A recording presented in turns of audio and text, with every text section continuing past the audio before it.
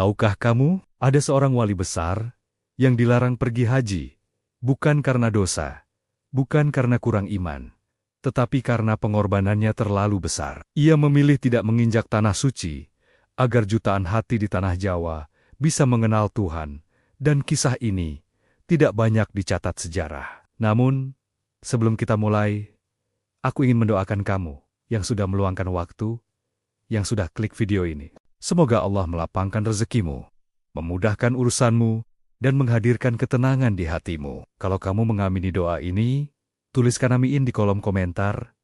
Dan jangan lupa, dukung channel ini dengan klik subscribe, karena gratis. Tapi sangat berarti, agar lebih banyak kisah penuh hikmah, terus hidup, dan sampai ke hati banyak orang. Sekarang, siapkan hati, tenangkan pikiran, dan mari kita mulai. Sunan Kalijaga dilarang pergi haji. Kisah pengorbanan Wali Songo yang mengubah sejarah Jawa. Angin pagi berembus pelan di pesisir Jawa. Langit masih kelabu, seolah menahan cahaya matahari agar tidak tergesa muncul. Di sebuah surau sederhana, seorang lelaki bersorban putih berdiri menghadap timur. Tangannya terangkat, matanya terpejam, napasnya tertahan dalam doa yang panjang. Dialah Sunan Kalijaga. Hari itu bukan hari biasa. Di dalam dadanya tersimpan niat yang telah lama dipendam, niat suci yang menjadi impian setiap muslim. Berangkat haji ke tanah suci, sudah bertahan-tahan ia menahan keinginan itu. Bertahun-tahun ia memilih tinggal di tanah Jawa, berjalan dari desa ke desa, menyentuh hati rakyat dengan tembang, wayang, dan bahasa yang mereka pahami. Tapi pagi itu, hatinya bulat. Ia ingin menutup perjalanan hidupnya dengan menyempurnakan rukun Islam. Ya Allah, lirihnya, jika engkau ridho, mudahkanlah langkah hamba. Di luar surau, murid-muridnya sibuk. Ada yang menyiapkan perbekalan, ada yang menjual ternak, ada pula yang membagi harta untuk fakir miskin. Sebab Sunan Kalijaga telah memutuskan tidak ada yang ia bawa kecuali keikhlasan. Kabar kepergiannya cepat menyebar. Rakyat datang berbondong-bondong. Ada yang menangis, ada yang memeluk tanah di depan kakinya. Guru, apakah kami tak akan melihatmu lagi? Doakan kami agar tetap di jalan ini. Sunan Kalijaga hanya tersenyum. Senyum yang tenang, tapi menyimpan perpisahan. Namun, ketika matahari mulai naik, langkah takdir bergerak berlawanan arah. Seorang utusan datang tergesa. Wajahnya tegang, napasnya tersengal. Ia berlutut, menunduk dalam-dalam. Maafkan hamba, Sunan. Suaranya gemetar. Para wali memintamu datang. Sekarang, tidak ada penjelasan. Tidak ada senyum. Hanya kalimat singkat yang membuat dada Sunan Kalijaga bergetar halus. Beberapa saat kemudian, ia duduk di tengah lingkaran para wali. Wajah-wajah yang ia kenal. Saudara seperjuangan, penjaga cahaya di tanah Jawa. Suasana hening, terlalu hening. Akhirnya, seorang wali senior membuka suara. Kalijaga, kami telah mendengar niatmu. Sunan Kalijaga mengangguk. Benar. Aku hendak berangkat haji. Kalimat itu menggantung di udara. Tidak ada ucapan selamat. Tidak ada doa. Yang datang justru keheningan yang berat. Lalu, kalimat itu pun jatuh. Engkau tidak boleh pergi. Dunia Sunan Kalijaga seolah berhenti berputar. Apa maksudmu? Tanyanya pelan, nyaris tak terdengar. Tanah Jawa masih membutuhkanmu, jawab sang wali. Rakyat belum selesai, hati-hati mereka masih rapuh. Sunan Kalijaga menatap satu persatu wajah di hadapannya. Ada kesedihan, ada keyakinan, tapi juga ada beban besar. Bukankah haji adalah kewajiban? Suaranya mulai bergetar. Bukankah aku juga hamba Allah? Seorang wali lain menyahut. Suaranya tegas. Benar. Tapi tidak semua kewajiban dipanggil pada waktu yang sama. Kalijaga mengepalkan tangan, dadanya sesak. Aku telah mengorbankan hidupku untuk Jawa. Aku telah menunda segalanya. Apakah kini aku harus menunda Tuhanku juga? Kalimat itu menusuk ruangan. Tak ada yang langsung menjawab. Akhirnya, sang wali senior berdiri. Justru karena itulah, Allah belum memanggilmu ke Mekah. Sunan Kalijaga terdiam. Matanya berkaca-kaca. Jika aku melangkah pergi, lanjut sang wali, Siapa yang akan tinggal bersama mereka yang masih meraba cahaya? Sunan Kalijaga bangkit berdiri. Nafasnya berat. Apakah kalian melarangku? Atas nama manusia? Sang wali menatapnya lurus. Atas nama amanah. Hening kembali menyelimuti ruangan. Di luar, angin berdesir, membawa suara azan zuhur dari kejauhan. Sunan Kalijaga menutup mata. Di dalam hatinya, dua jalan terbentang, satu menuju Mekah tempat paling suci di muka bumi, satu lagi menuju Jawa tanah penuh luka, namun haus cahaya. Ia membuka mata perlahan. Aku mohon waktu, ucapnya lirih. Para wali mengangguk. Sunan Kalijaga melangkah keluar. Ia menatap langit, air mata jatuh tanpa suara. Ya Allah, jika ini ujianmu, kuatkanlah hatiku. Kamera imajiner perlahan menjauh, meninggalkan sosok Sunan Kalijaga yang berdiri sendiri di antara panggilan langit dan jeritan bumi. Malam turun perlahan di tanah Jawa. Langit gelap tanpa bintang, seakan ikut menyimpan rahasia yang bergejolak di dada seorang wali. Di dalam surau yang sunyi, Sunan Kalijaga duduk bersila. Lampu minyak di sampingnya berkelip lemah. Cahayanya menari di dinding bambu. Sudah berjam-jam ia terdiam. Larangan itu terus terngiang di kepalanya. Engkau tidak boleh pergi. Kalimat yang sederhana, namun terasa lebih berat daripada ribuan beban dunia. Ia memejamkan mata, mencoba menenangkan hati. Namun yang datang justru kenangan. Ia melihat dirinya di masa lalu seorang lelaki yang hidup dalam gelap, jauh dari Tuhan. Jalan hidup yang keras, penuh dosa, hingga akhirnya cahaya itu datang. Cahaya yang mengubah segalanya. Cahaya yang menuntunnya menjadi Sunan Kalijaga. Ya Allah, bisiknya. Aku telah kau angkat dari lumpur. Aku telah kau jadikan perantara cahayamu. Tapi, apakah aku terlalu mencintai tugasku hingga melupakan diriku sebagai hamba? Air mata jatuh perlahan. Di luar surau, langkah kaki mendekat. Seorang wali masuk dengan sopan. Wajahnya tenang, tapi sorot matanya menyimpan kegelisahan. Kalijaga, ucapnya lembut. Kami tahu hatimu sedang terluka. Sunan Kalijaga tidak langsung menjawab. Aku hanya ingin tahu, katanya akhirnya. Suaranya berat. Jika aku pergi haji, apakah itu berarti aku meninggalkan Allah? Sang wali menarik napas panjang. Tidak.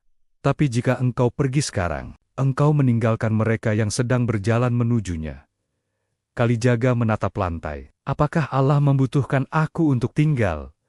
Atau Jawa yang membutuhkan? Kadang, jawab sang wali pelan. Allah menghadirkan dirinya melalui kebutuhan manusia. Kalimat itu menusuk lebih dalam dari larangan manapun. Malam semakin larut. Sunan Kalijaga memilih keluar. Berjalan menyusuri desa, ia ingin melihat dengan matanya sendiri.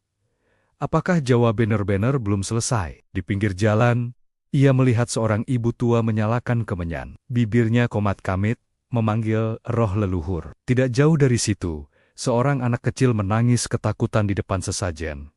Kalijaga berhenti. Ia teringat wajah-wajah seperti ini. Wajah-wajah yang masih takut pada kegelapan. Hati-hati yang belum mengenal Tuhan sebagai tempat pulang, melainkan sebagai sosok yang menakutkan. Jika aku pergi, gumamnya, siapa yang akan menemani mereka memahami cahaya? Ia melangkah lagi. Di sudut desa, sekelompok lelaki mabuk bertengkar. Kekerasan, kemiskinan, dan kebodohan berjalan beriringan. Islam belum hadir sebagai rahmatia, baru sebatas nama. Sunan Kalijaga mengepalkan tangan. Namun di sisi lain, hatinya menjerit. Bukankah haji adalah panggilan langsung darimu ya Allah? Bukankah aku juga rindu bersujud di depan Ka'bahmu? Langkahnya terhenti. Ia terduduk di bawah pohon besar, sendirian. Angin malam berhembus dingin. Apa arti pengorbanan? Bisiknya, jika yang dikorbankan adalah mimpiku sendiri. Saat itulah, azan subuh terdengar dari kejauhan. Suara itu lembut, tapi tegas. Seolah memanggil bukan hanya telinga, tapi juga hati. Sunan Kalijaga berdiri. Ia berwudu dengan air sungai yang dingin, lalu salat di tanah terbuka. Saat sujud, dadanya bergetar hebat. Ya Allah, jika kau ingin aku tinggal, beri aku tanda. Jika kau ingin aku pergi, lapangkanlah jalanku. Hening, namun di dalam sujud itu, hatinya justru dipenuhi wajah-wajah rakyat Jawa. Tangisan, ketakutan, kebingungan, dan harapan kecil yang belum sempat tumbuh. Air mata membasahi tanah. Ia bangkit perlahan. Wajahnya letih, tapi ada keteguhan yang mulai terbentuk. Pagi datang. Para wali berkumpul kembali. Sunan Kalijaga berdiri di hadapan mereka. "Aku telah berdoa," katanya pelan. "Aku telah melihat Jawa dengan mataku sendiri. Semua menunggu. Jika aku pergi," lanjutnya, "aku akan menjadi hamba yang sempurna.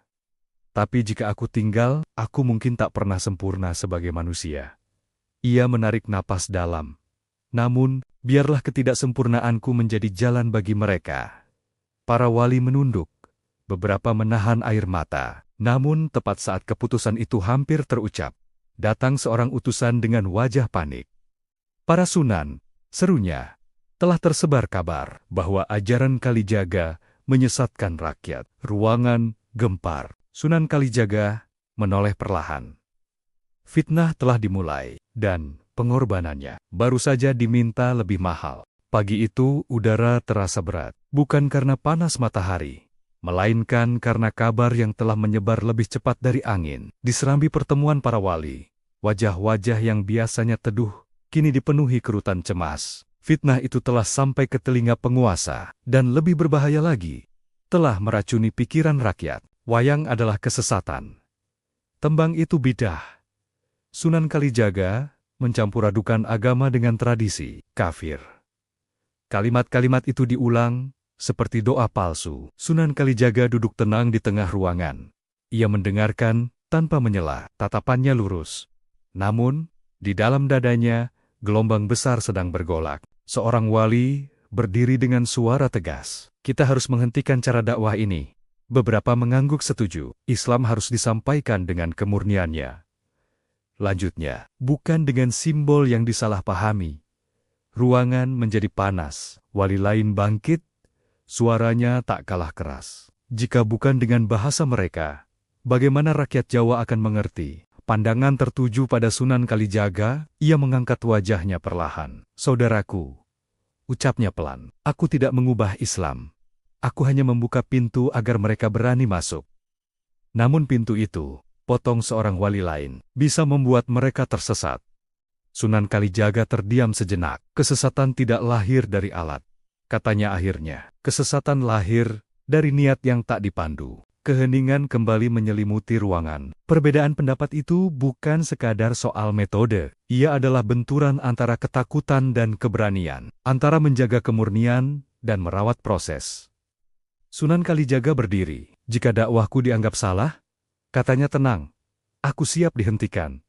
Semua terkejut. "Tapi sebelum itu," lanjutnya, "biarkan aku menyelesaikan satu hal." Ia melangkah keluar sebelum ada yang menjawab. Hari itu, Sunan Kalijaga pergi ke alun-alun. Ia mendirikan sebuah pertunjukan wayang bukan untuk hiburan, melainkan sebagai perpisahan. Rakyat berdatangan. Ada yang penasaran, ada yang curiga, ada pula yang dayam-dayam ingin mendengar. Wayang mulai bergerak. Kisah tentang manusia yang mencari Tuhan, namun tersesat oleh ketakutannya sendiri. Tentang nafsu yang menyamar sebagai kebenaran. Tentang cahaya yang tidak pernah memaksa hanya menunggu. Di balik kelir, suara Sunan Kalijaga bergetar lembut. "Tuhan tidak jauh," katanya melalui lakon. "Yang menjauh hanyalah hati manusia." Sebagian penonton menangis. Sebagian lain berbisik sinis. Di sudut alun-alun, beberapa mata mengintai. Bukan mata pencari ilmu melainkan mata pemburu kesalahan. Malam itu, fitnah berkembang menjadi rencana. Sementara itu, di tempat lain, para wali kembali berkumpul. Kabar dari alun-alun sampai dengan cepat. Kalijaga melanggar kesepakatan. Ia justru tampil di depan umum. Perdebatan kembali pecah. Namun kini, ada ketakutan baru. Apakah mereka sedang kehilangan kendali atas arah dakwah? Di tengah kegaduhan itu, seorang wali tua yang sejak tadi diam, akhirnya berbicara. "Kalian melihat kegaduhan," katanya lirih. "Aku melihat ujian." Semua terdiam. Setiap jalan besar, lanjutnya, selalu dimulai dengan salah paham. Dan setiap pengorbanan selalu tampak seperti kesalahan bagi mereka yang tidak menjalaninya. Kata-kata itu menggantung, namun tak sepenuhnya menenangkan. Malam semakin larut. Sunan Kalijaga berjalan sendirian menuju surau kecil di pinggir hutan. Ia tahu risikonya. Ia tahu namanya sedang dibicarakan dengan kebencian. Namun, hatinya justru tenang. Jika inilah harga tinggal di Jawa, gumamnya, aku terima. Ia bersujud lama. Dalam sujud itu, ia tidak meminta keselamatan. Ia hanya meminta satu hal. Ya Allah, jangan biarkan aku membela diriku sendiri. Biarkan kebenaran-Mu yang bicara. Di luar surau, bayangan bergerak pelan. Senjata berkilat dalam gelap. Rencana telah disusun. Namun pada saat yang sama, di hati rakyat kecil benih cahaya mulai tumbuh. Mereka belum sepenuhnya paham, tapi mereka mulai tidak takut. Dan itulah yang paling ditakuti para penentang. Saat fajar hampir menyingsing, seorang murid berlari ke arah surau. Wajahnya pucat. "Guru!" teriaknya. "Namamu kini bukan hanya difitnah. Engkau disebut sebagai ancaman." Sunan Kalijaga membuka mata perlahan. Ia tahu, mulai hari itu, ia tidak lagi sekadar berdakwah. Ia sedang mengorbankan dirinya sendiri. Pagi datang tanpa cahaya. Awan menggantung rendah, seolah menekan bumi agar ikut merasakan beban yang sedang dipikul seorang wali. Di desa-desa, bisik-bisik berubah menjadi tuduhan. Tuduhan berubah menjadi ketakutan. Nama Sunan Kalijaga kini disebut dengan suara pelan. Bukan lagi sebagai pembawa cahaya, melainkan sebagai ancaman. Jangan dengarkan ajarannya. Ia menyesatkan. Ia menyamar sebagai wali. Kalimat-kalimat itu beredar lebih cepat daripada kebenaran. Di surau kecil, Sunan Kalijaga duduk sendirian. Murid-muridnya satu persatu tak lagi datang. Bukan karena benci melainkan karena takut. Takut dicap sesat, takut kehilangan tempat di masyarakat, takut pada fitnah yang tak bisa dilawan dengan doa semata. Seorang murid muda berdiri ragu di ambang pintu. "Guru," suaranya gemetar, "ampunilah aku." Sunan Kalijaga membuka mata perlahan. Tatapannya lembut. "Aku harus pergi," lanjut murid itu, menunduk. "Bukan karena aku tak percaya, tapi karena aku lemah." Sunan Kalijaga tersenyum tipis. "Pergilah," katanya pelan. Jalan cahaya tidak pernah memaksa kaki yang gemetar. Murid itu menangis, lalu pergi tanpa menoleh lagi. Sunyi kembali menyelimuti surau. Malam hari, ancaman semakin nyata. Orang-orang bersenjata berkumpul di pinggiran desa. Mereka tidak datang membawa hujah mereka, datang membawa niat menghabisi. Bagi mereka, Sunan Kalijaga bukan manusia, melainkan simbol yang harus dihapus. Namun anehnya, Sunan Kalijaga tidak lari. Ia tahu, ia mendengar, ia memilih diam. "Kenapa engkau tidak membela diri?" tanya seorang wali yang diam-diam menemuinya malam itu. "Sepatah kata darimu bisa mematahkan fitnah." Sunan Kalijaga menatap api pelita yang hampir padam. "Jika aku bicara," jawabnya pelan, "mereka akan mendengar suaraku. Tapi jika aku diam, mungkin mereka akan mendengar hati mereka sendiri. Dan jika mereka membunuhmu," suara sang wali bergetar. Sunan Kalijaga tersenyum, "Maka biarlah kematianku yang berbicara." Kata-kata itu membuat sang wali terdiam. Ada keberanian di sana tapi juga kesepian yang dalam. Malam berikutnya, Sunan Kalijaga meninggalkan surau tanpa pengumuman, tanpa perpisahan. Ia berjalan menyusuri hutan, menanggalkan identitasnya. Ia bukan lagi wali, ia bukan lagi guru. Ia hanya seorang hamba yang memilih menyembunyikan cahaya agar cahaya itu tidak dibunuh bersama dirinya. Keesokan harinya, kabar menyebar, Sunan Kalijaga menghilang. Ada yang bersorak, ada yang lega, ada yang diam-diam menangis. Fitnah berubah bentuk. Kini orang-orang berkata, ia lari karena bersalah. Yang lain berkata, ia telah dihukum Tuhan. Tak ada yang tahu bahwa ia justru sedang berjalan lebih dekat kepada pengorbanan. Di desa-desa, tanpa nama Ensorban, Sunan Kalijaga hidup sebagai orang biasa. Ia membantu petani, menemani nelayan, mendengarkan keluh kesah rakyat, tanpa pernah mengajar secara terang-terangan. Namun dari lisan rakyat kecil, Kalimat-kalimatnya tetap hidup. Tuhan tidak menakutkan. Ia dekat, ia mengerti luka kita. Ajaran itu menyebar tanpa wajah, tanpa nama, tanpa bisa difitnah. Sementara itu, para wali mulai gelisah. Tanah Jawa memang tenang di permukaan, tapi sesuatu sedang tumbuh di bawahnya. Islam tak lagi datang sebagai perintah, melainkan sebagai pengertian. Seorang wali tua bergumam lirih, mungkin kita salah memahami pengorbanannya. Namun, penyesalan selalu datang terlambat. Suatu malam, hujan turun deras. Di sebuah gubuk kecil, Sunan Kalijaga terbaring lemah. Tubuhnya menggigil. Wajahnya pucat. Penyakit yang lama dipendam, kini menuntut harga. Ia tersenyum dalam lemah. Ya Allah, bisiknya. Jika namaku harus hilang, jangan biarkan kohyamu ikut padam. Di kejauhan, beberapa orang berlari menuju desa. Kabar buruk, teriak mereka. Sunan Kalijaga telah mati. Berita itu menyambar seperti petir. Namun tidak ada jenazah, tidak ada makam, hanya kabar. Kebingungan. Apakah ia benar-benar wafat, ataukah ia menghilang selamanya?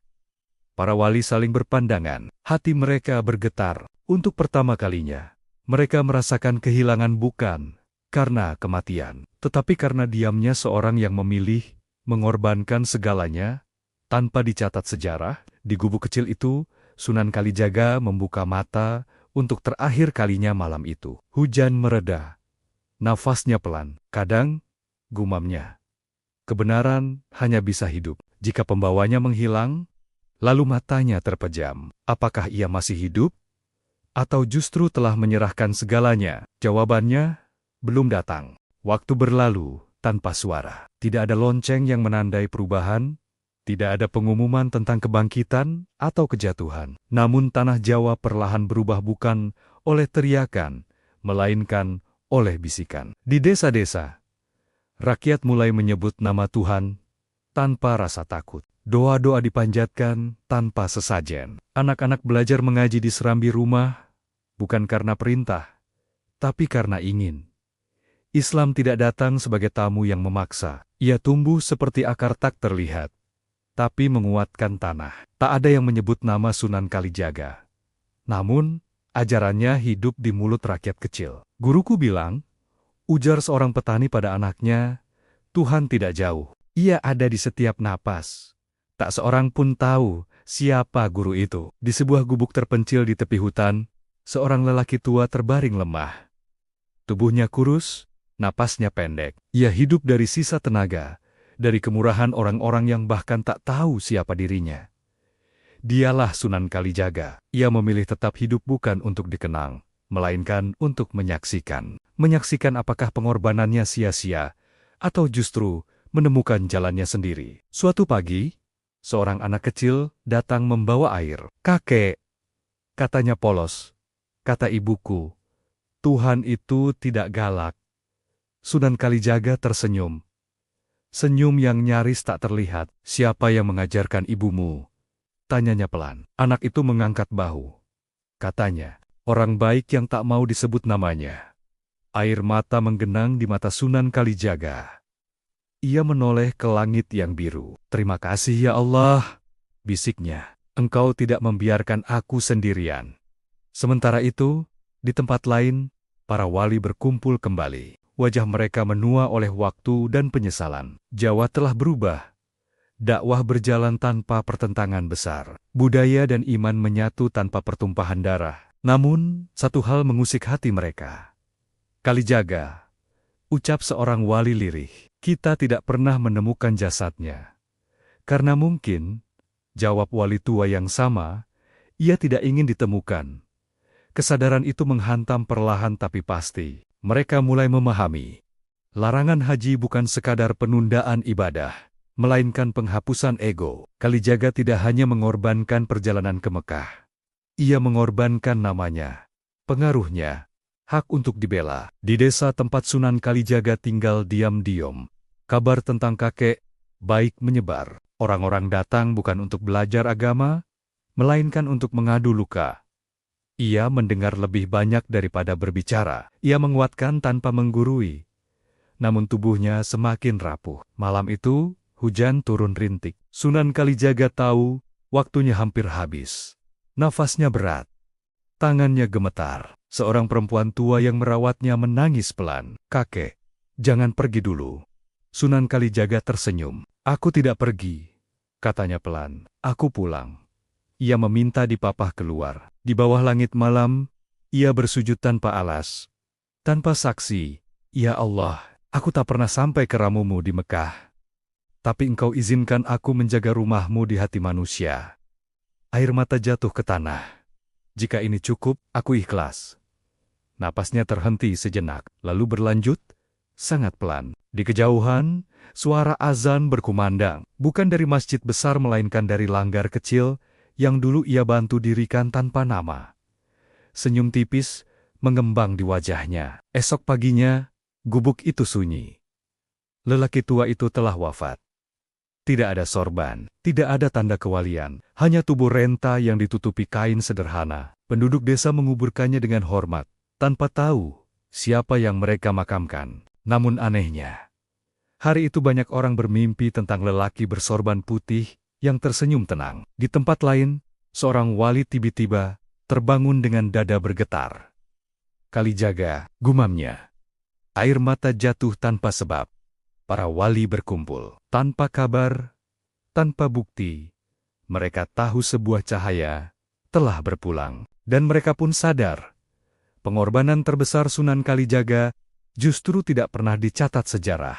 Ia tidak dikenal sebagai wali yang berhaji. Ia tidak dikenang sebagai pahlawan. Namun tanah Jawa bersaksi, iman tumbuh tanpa paksaan. Sunan Kalijaga tidak pergi ke Mekah. Namun jutaan hati berjalan menuju Tuhan. Karenanya, di balik tanah makam tanpa nama itu, angin berhembus lembut, seolah berbisik, tidak semua wali ingin dikenang. Sebagian hanya ingin doanya hidup di manusia. Pagi itu tanah Jawa basah oleh embun. Tidak ada suara tangis, tidak ada tanda berkabung besar. Di sebuah desa kecil, sebuah makam sederhana baru saja dirapikan. Tanpa nisan megah, tanpa nama, hanya gundukan tanah dan doa-doa lirih dari orang-orang yang merasa kehilangan, meski tak tahu siapa yang mereka lepas. Mereka hanya mengenalnya sebagai kakek yang baik. Tak seorang pun menyadari bahwa di sanalah bersemayam seorang wali besar, seorang yang namanya pernah mengguncang tanah Jawa, lalu sengaja dihapus dari ingatan dunia. Namun langit tahu, di tempat lain, jauh dari makam itu, para wali duduk dalam keheningan. Tidak ada kabar resmi, tidak ada utusan. Tetapi hati mereka bergetar bersamaan. Seolah satu pintu tak terlihat baru saja tertutup. Seorang wali memecah sunyi. Kalijaga telah pergi. Tak ada yang bertanya dari mana ia tahu. Karena kehilangan seperti itu, tak butuh bukti. Ia terasa di dada, di napas, di doa yang mendadak terasa lebih sepi. Seorang wali lain menunduk. Air matanya jatuh. "Kita melarangnya berhaji." "Tidak," sahut wali tua yang sejak dulu paling banyak diam. "Kita diminta menyaksikan hajinya yang lain." Kata-kata itu membuat semua terdiam. Hari-hari berlalu. Jawa tetap berjalan. Rakyat tetap hidup. Anak-anak mengaji, petani berdoa, nelayan menyebut nama Tuhan sebelum melaut. Semua terasa biasa dan justru disitulah keajaibannya. Islam telah menyatu dengan denyut kehidupan, tanpa paksaan, tanpa ketakutan, tanpa darah. Para wali mulai melihatnya dengan jelas. Pengorbanan Sunan Kalijaga telah selesai dengan sempurna. Ia tidak pergi ke Mekah. Ia tidak berdiri di Arafah. Ia tidak tawaf mengelilingi Ka'bah. Namun ia membuat manusia berani mendekat kepada Tuhan. Suatu malam, para wali berkumpul di tempat Sunan Kalijaga dulu sering bermunajat. Angin berembus pelan, lampu-lampu minyak menyala redup. "Kita salah memahami ibadah," ucap seorang wali dengan suara berat. "Kita mengira perjalanan suci hanya soal jarak." Wali tua itu mengangguk. "Kalijaga mengajarkan sesuatu yang lebih sulit," katanya, "menjadi jembatan tanpa ingin dikenang sebagai jalan." Malam itu, mereka berdoa bersama, tidak untuk meninggikan nama Sunan Kalijaga melainkan untuk memohon ampun karena pernah meragukannya. Di tempat makam tanpa nama itu, seorang pemuda berhenti sejenak. Ia tidak tahu mengapa kakinya melangkah ke sana. Ia hanya merasa tenang. Ia duduk, menunduk, lalu berdoa. Tuhan, bisiknya, aku tidak tahu siapa yang dimakamkan di sini. Tapi entah kenapa, aku ingin menjadi manusia yang lebih baik. Angin berhembus lembut, seolah menjawab, dan di sanalah letak keajaibannya. Hidayah tidak membutuhkan nama besar. Sejarah kelak mencatat Sunan Kalijaga sebagai wali. Namun, sejarah tidak pernah benar-benar sanggup mencatat kedalaman pengorbanannya, karena yang ia korbankan bukan harta, bukan waktu melainkan haknya untuk dipuji. Ia memilih tinggal ketika bisa pergi. Ia memilih diam ketika bisa membela diri. Ia memilih hilang agar kebenaran tetap hidup. Jika haji adalah perjalanan menuju Tuhan, maka Sunan Kalijaga telah menempuh perjalanan itu bukan dengan langkah kaki, tetapi dengan pengorbanan jiwa. Ia menghajikan manusia, satu demi satu, pelan, tanpa sorak. Dan ketika ajal menjemput, ia tidak membawa gelar. Ia hanya membawa satu hal, keikhlasan yang utuh. Di akhir malam itu, wali tua berdoa lirih, "Ya Allah, terimalah ibadah hamba-Mu yang tak pernah sampai ke rumah-Mu di Mekah, namun menjaga rumah-Mu di hati manusia." Langit tetap sunyi. Tapi doa itu terasa diterima. Kamera imajiner perlahan menjauh dari tanah Jawa. Dari desa, ke hutan, ke lautan. Dari satu hati, ke hati lainnya. Semua terhubung oleh benang halus yang tak terlihat, benang keimanan yang tumbuh tanpa paksaan. Dan sebuah suara lirih menutup kisah ini. Tidak semua orang yang sampai ke Mekah telah berhaji. Dan tidak semua orang yang tak pergi gagal menemui Tuhannya. Sunan Kalijaga tidak pernah berhaji. Namun sejarah bersaksi, Jawa berubah karena ia memilih tinggal